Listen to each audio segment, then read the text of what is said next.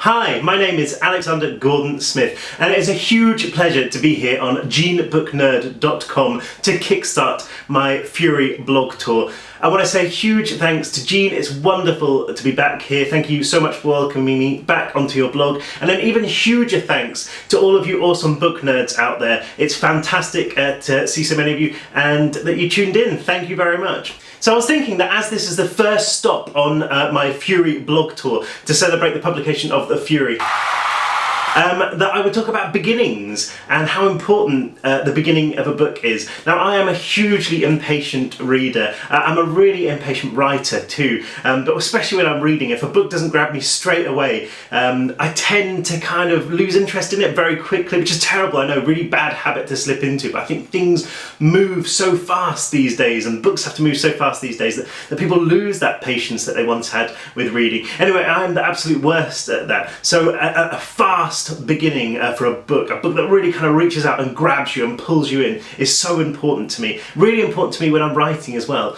Writing the beginning of a book is the best part for me. It's the part of writing that I enjoy most. That part where you kind of open the door and you first have a glimpse of that world that lies on the other side, and you know that, you know, once you've stepped out there, you can go anywhere with it. You can do anything, you know, you can see anything. It's an amazing experience. It's kind of addicted. I love that sense of adventure. And it has to move fast. You know, when I write a book, I want that first chapter to kind of pull me in as an author. I want it to just kind of grip me, grab me even, and just kind of wrench me into the story. And I really don't want that story to let me go until the final page, which I think is why my books tend to be quite fast-paced. One of my favourite books is George Orwell's 1984. In fact, it's my favourite book of all time, and I love the opening of that story. It was a bright, cold day in April, and the clocks were striking 13. Absolutely wonderful. I remember that when I read that when I was younger. That drawing me into the story, just making me think, "Wow, what is this? You know, where is this book going to take me?"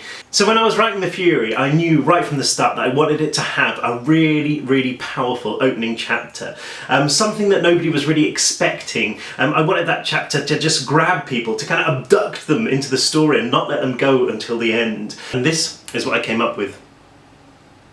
It was an ordinary Wednesday afternoon in June when the world came to kill Benny Milston. It was his birthday, his 15th. Not that anyone would have noticed. He sat in the corner of the living room in the tiny box of a house that he'd called home ever since his parents had split up 3 years earlier. His mum lay on the sofa, idly picking foam out of the holes the dog had made in the ancient fabric. She was staring at the TV over her huge stomach and between two sets of freshly painted toenails, her mouth open in an expression of awe and wonder, as if she was watching The Rapture, not Deal or No Deal. On the other side of the room, slouched in a wicker bucket chair, sat his sister Claire. She had once been his baby sister, until his actual baby sister Alison had arrived a year ago. The youngest Milson shuffled in her high chair in the door between the living room and the kitchen, smacking her dinner tray with a plastic spoon. Their dog, an elderly Jack Russell that he had named Crapper when he was a kid, sat under her, snapping half-heartedly at the spoon whenever it came close, but too old and too lazy to make a proper effort. Not one person had said happy birthday to him all day. This wasn't what was bugging Benny, though. What was really starting to scare him was that nobody had even spoken to him all day. And it wasn't just today either. Strange things had been going on since last week. He couldn't put his finger on it exactly. He just knew that something was wrong. People had been treating him differently. He wasn't the most popular kid at school, not by a long shot, but in the last couple of days, even the guys he'd called friends, Declan, Ollie, Jamie, had been ignoring him. Ignoring was the wrong word though. They talked to him, but it almost had been as if he wasn't really there, as if they were looking through him. And the stuff they said, "We don't need any more players, Benny, we're busy now, Benny, goodbye, Benny," had been downright nasty. They'd been treating him like they hated him.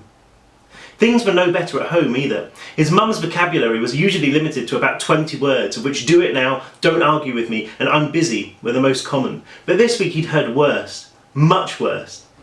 Claire too was acting weird. She'd not said anything, but it was the way she glanced at him when she thought he wasn't watching. The way kids looked at strangers, at people they thought might be dangerous. She was doing it right now, he realised, staring at him. Her eyes dark, lined with suspicion, or maybe fear. As soon as he met them, she turned back to the television, pulling her legs up beneath her, crossing her arms across her chest. Benny felt the goosebumps erupt, his cheeks hot, but a cold current running through him. What the hell was going on? Benny reached up and rubbed his temples. His head was banging. It hadn't been right for a couple of days now, but what had started off as an irritating ringing in his ears now felt like somebody pounding the flesh of his brain with a meat tenderizer. And there was a definite rhythm to it, syncopated like a pulse. Thump, thump, thump, thump, thump, thump. Only it wasn't his pulse, it didn't match. If anything, it reminded him of somebody banging at a door, demanding to be let in. He'd taken a couple of aspirin when he'd gotten home from school an hour ago, but they barely made a difference. It was literally doing his head in. He realised Claire was glaring at him again. He pushed himself out of the armchair and his sister actually flinched, as if he'd been coming at her with a cricket bat. He opened his mouth to tell her it was okay, but nothing came out. The only sound in the room was that thumping pulse inside his head, like some giant turbine between his ears. Benny walked towards the kitchen, Claire's eyes on him. His mum was watching him too, her head still pointing at the TV, but her eyes swiveled so far round that the red-flecked whites resembled crescent moons. He turned his back on them, squeezing past Alison's high chair. His baby sister stopped banging her spoon, her face twisting up in alarm. "Don't cry," Benny whispered, reaching out to her, and the way she pushed back against her seat, her chubby fingers blanched with effort, broke his heart. She wasn't crying, she was too frightened to cry. That's when he felt it. Something in his head, an instinctive command that cut through the thunder of his migraine. Get out of here, surging up from a part of his brain that lay far beneath the surface. Run. It was so powerful that he almost obeyed, his hand straying towards the back door. Then Crapper shuffled out from under Alison's high chair and limped over to him. The dog peered up with such kindness and trust that Benny couldn't help but smile. "There you go, boy," Benny said, tickling the dog under his belly. "You don't hate me, do you?" And all of a sudden, the voice in his head was gone. Even the pounding roar slightly muted. Nothing was wrong. He was just having a bad week. That was all. Benny poked Crapper tenderly on his wet nose, then stood up, a head rush making the room cartwheel. He opened up the kitchen cabinet, searching the dusty shelf for a glass. It wasn't like normal was even a good thing, he thought as he filled the glass with water. Normal sucked. He took a deep swig, letting his eyes wander. Something on top of one of the cupboards hooked them, a scrap of colour peeking out from the shadows. Benny frowned and placed the glass on the counter. He scraped a chair across the floor and hoisted himself up, coming face to face with a rectangular box in crimson gift wrap. A ribbon had been carefully tied around it, topped with a bow. With a soft laugh, he reached out and scooped up the package. It was big and it was heavy, about the same kind of heavy as an Xbox might have been, and that's when the excitement really hit him, knotting up his guts. His mum had never ever bought him a console, not a PlayStation, not a Wii, not even so much as a DS. But she'd always said he could have one when he was old enough. He'd never known just how old he'd have to be old enough, but now he did. 15. He leaped down from the chair, bundling the box into the living room, almost knocking Alison out of her high chair in the process. So that's what all this had been about. His mum and his sister teasing him, pretending they'd forgotten his birthday before surprising him with the sickest present ever. Probably a 360 with Modern Warfare 3. "Thanks, Mum," Benny yelled, thumping back down in his chair with the box on his lap. There was a gift card under the loop of the bow, and he fumbled with it, his fingers numb with excitement. "To Benny, at long last. Maybe now you'll stop nagging us about it. Wishing you a really happy birthday. Lots and lots of love. Mum, Claire and Alison." "This is so cool," he said. "I knew you were just kidding." His headache had gone too, he realised. That generator pulse now silent, obliterated by the unexpected turn the afternoon had taken. He tore at the thin paper, one rip causing it to slough to the floor. His mum had hefted her bulk from the sofa and was waddling towards him, arms out, and he waited for the hug. The slap made fireworks explode inside the living room, raging spots of colour that seemed to burn through his vision. He was rocked back into the chair, so shocked that the box tumbled off his lap, crunching onto the carpet. "You'll break it," was the first thought that rifled through his head. Then the pain caught up, a flash of heat as if he'd been standing too close to the fire. There was no time for anything else before the second slap caught him on the other cheek, setting off a high-pitched ringing in his ears and making it feel as though his whole face were alight. He looked up, tears turning the room liquid. His mum was there, at least a blurred silhouette, the same shape as his mum, one arm held high, swooping down. Crack! This time it wasn't a slap, it was a punch. Benny's mind went black. Nothing there but the need to get away. He could taste something coppery and warm on his tongue. Blood.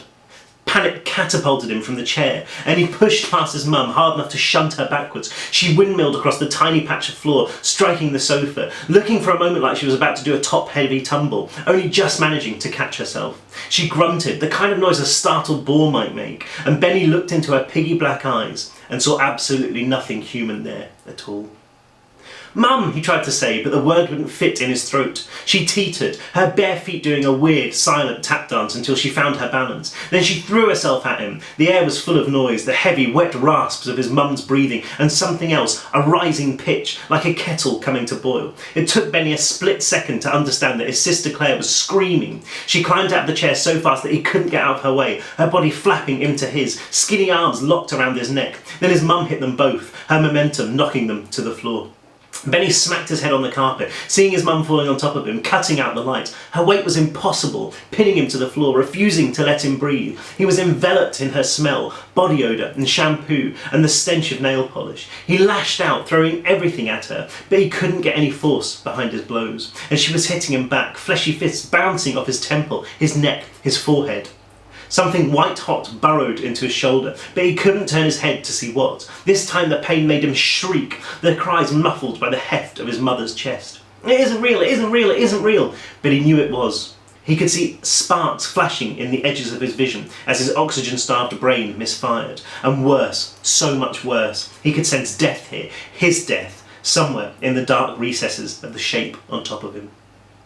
And that is the opening few pages of The Fury. It really doesn't get any better for poor Benny towards the end of that chapter, and the rest of the book is hopefully non-stop horrific action, which, like I say, is exactly the way I like books to work, to grab you at the beginning and not let go of you until the end. I just want to say another huge thanks to Jean for letting me visit your blog. It's been wonderful, it's a real pleasure to be here, and I want to say another huge thanks to you guys for tuning in, for listening. It's been a real pleasure talking to you as well.